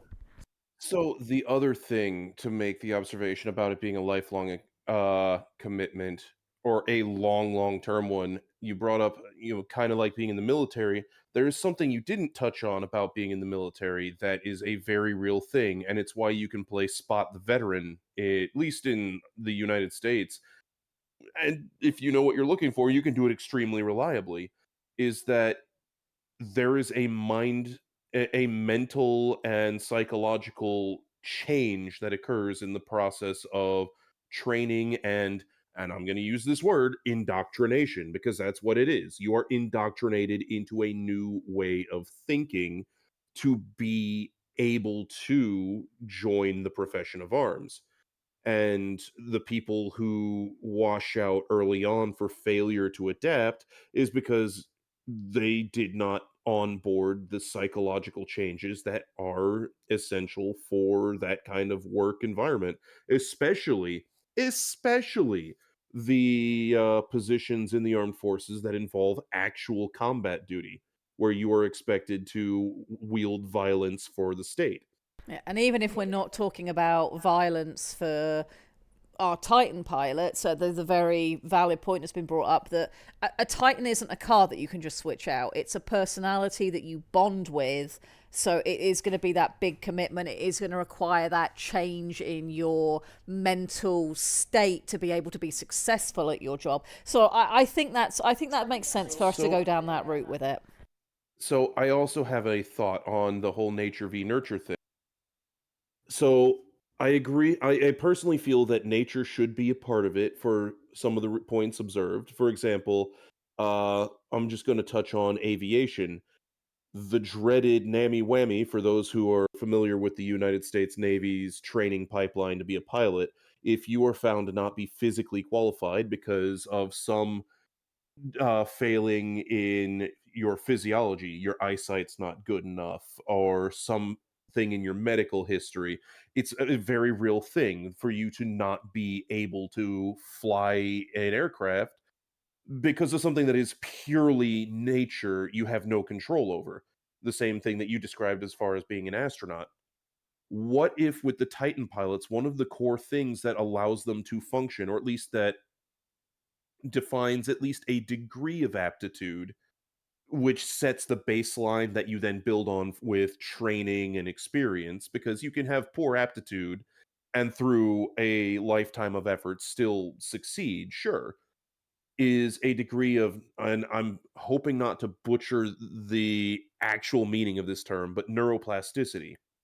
The ability of the prospective Titan pilot's brain and psyche to be to form new pathways, to build new ways of thinking in both the mental and in the physiological sense, because that is something that is literally happening. You are tying your brain to a machine that has personalities, plural, in it, and becoming one of a communal consciousness. It is going to, over time, reshape some of the pathways in the brain and that will cause you to become more in tune with the controls and the systems of your Titan.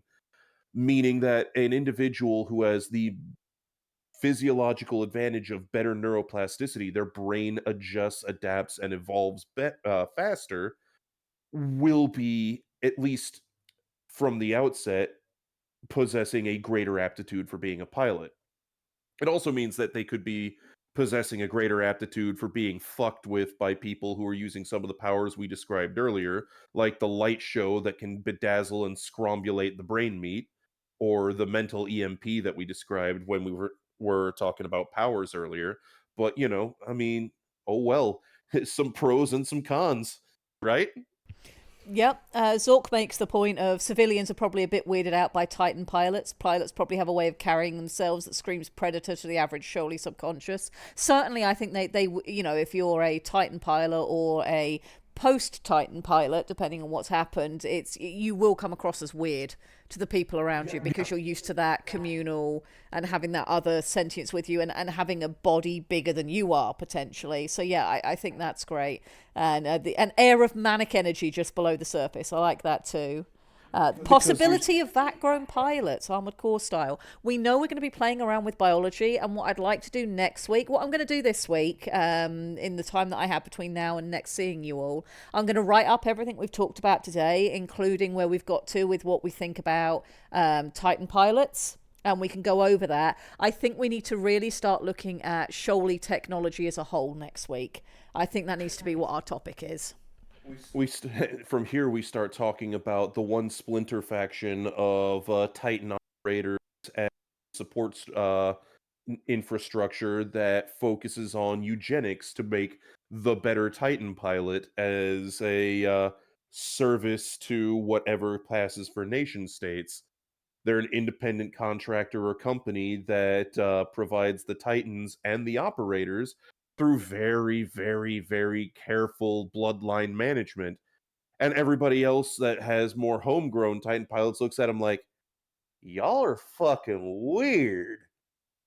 Ralphie brings up a good point. With the melding you're talking about, can the Titan overwhelm the pilot at times? Yes, that's something we've talked about in the past. Would they walk around avoiding tables and things, giving more space than necessary? Do retired pilots have Titan withdrawal? I think we need to talk a bit more about this next week, because I'm very aware of the time we're at right now. When we read over everything I'm going to write up. But I think the setting that I'm going to take inspiration from the most with regards to that sort of thing will be Dragon Riders of Pern. In that series, dragon riders have an empathic bond with their dragon, and they have the ability to to jump between places, so they can travel very quickly. Because the emotional bond is so strong, for a dragon, if its rider dies, the dragon goes between and never returns.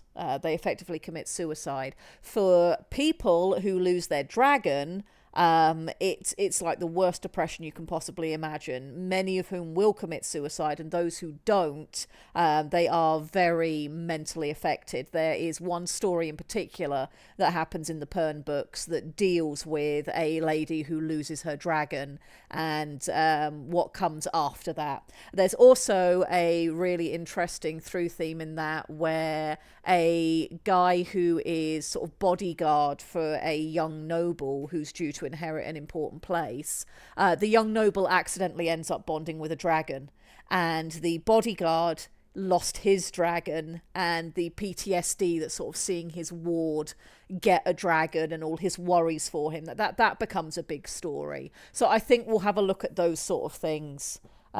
Wilf says, I suggest weak-minded people never become pilots because they're in more danger of the Titan ending up in charge. Yeah, and I think that would be part of the selection process. I think we are going to go through a sort of somewhat military-like selection process for who gets to become Titan pilots and who doesn't, except in extraordinary circumstances for those sort of reasons. A couple observations, because I'm coming at it from a background touching in aviation. Even if you're a civilian not flying military aircraft, there's still a lot of very stringent processes that weed out a large part of the population who want to be pilots, because you have to meet medical requirements, you have to do this, that, and the other, have extensive training. So what Wilf is saying makes a lot of sense, even from the civilian perspective. And Ralphie, what you're saying about, can the Titan overwhelm the pilot at times? Uh, Hell, even without being psychically linked to it, an aircraft can overwhelm the pilot at times in certain circumstances when you get all of the blinking lights and all the other cockamamie crap going on. You can have a breakdown of situational awareness where the plane absolutely overwhelms the shit out of you. The less experienced you are, the easier it is for that to happen. And do retired pilots have withdrawals from flying? Yes, again, without needing a psychic connection. I've known some old pilots in the service who, because they promoted to the point where they're now basically in charge of squadrons or other positions, they don't get to fly anymore as much because their job means that they're managing the people who fly. And yeah, no, they miss it. They get withdrawals from it, and they try and get back in the saddle whenever they can because, well, so without, and that's without a psionic impact involved. So adding the psionic link, that becomes very kind of personality defining, like it sounds like it's going to be. Oh, I would imagine abso-fucking-lutely you get withdrawals from that. I also like Zork's idea that for pilots who've spent a long time with a Titan and the multiple personalities that are involved, that they start using plurals to refer to themselves, and the longer they serve, the more likely I think that would be. So they say we instead of I. I think that's a great idea too.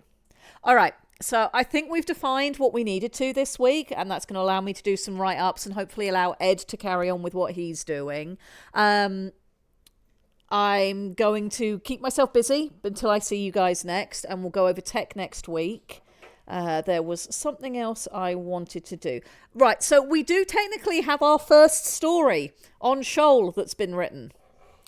It was written by Mr. Blackfire, and it's a green text story. Would you guys like me to read it to you before we vamoose for this week? Because we are about at the end of our slot. Until next time, would you guys like to hear a green text story on Shoal?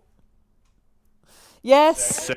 Okay. I will read it out. Let me go over to the orcs. I'm in the right place. All right. Be me. Shoaly Big Six retail worker. I feel dead inside from this shit. Lose a shard of myself with every damned fake smile. Now, boss wants me to chase a thrice damned delivery manta. My face when. Go chase after this piece of shit. Not my job, by the way. Swam into a cave miles out of town. Creepy as fuck. Guess I gotta find it or the boss is gonna have my fins. Saw the little bastard swim off over there. Went around the corner and nearly had it but stumbled. Head first right into the wall.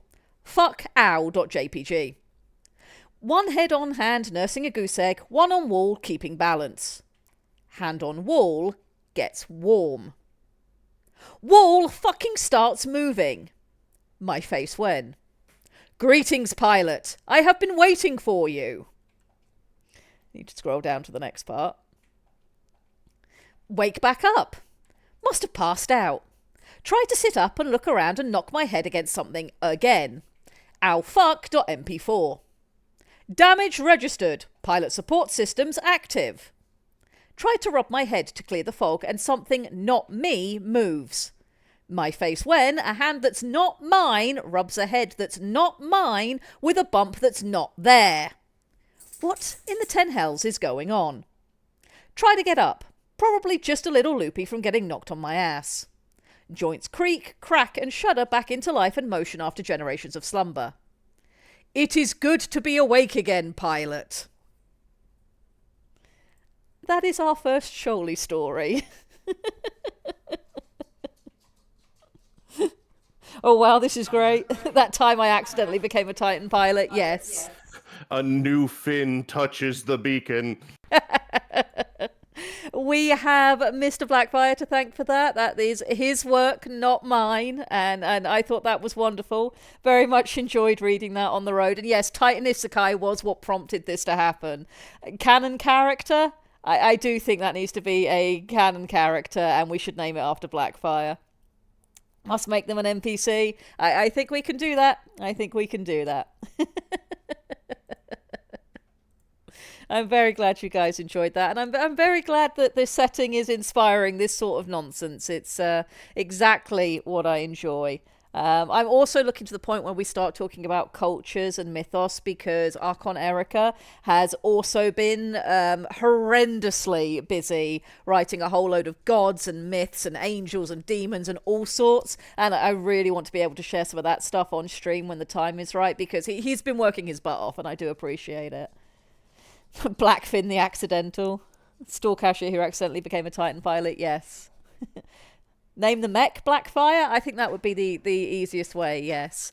I also need, over the next week or so, to finish up drawing Benny the mech, because Parallax has been wonderful and has been continuing to work on a 3D model of Benny, so that's coming along as well. So we've got a lot of coal, a lot of stokes in the fire right now, so it's going good.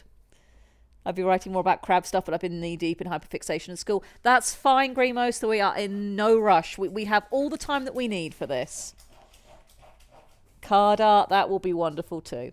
All right, we are at 2 minutes past when my slot is supposed to end, and although I know I have just a little bit of a gap before Tex and Depp are here, I don't want to run over by too long. Backyard toaster sins with my absurdly OP ancient titan skills. Oh my god, Corbin. We're just gonna have tons of Shoaly Isekai by the end of this, aren't we? Yes, Tef and Dex. Buy one, get one free. All right, thank you all for coming out and listening to my nonsense once again. I did miss my 2 weeks without you guys. It's been lovely seeing everything going on over in the Orcs despite that. If you want to continue doing Shoal stuff in between streams, there is a channel over in the Auxiliary. We always enjoy reading through and talking about stuff over there as well. It's just as important as what we do here. And yeah, I will see you guys next week. We will do more. We'll probably be talking about some technology next time round. And God only knows what I'll be ranting about in the first hour. Have a wonderful weekend. Thank you for choosing to spend it here with us. And yeah, I'll see you guys next time.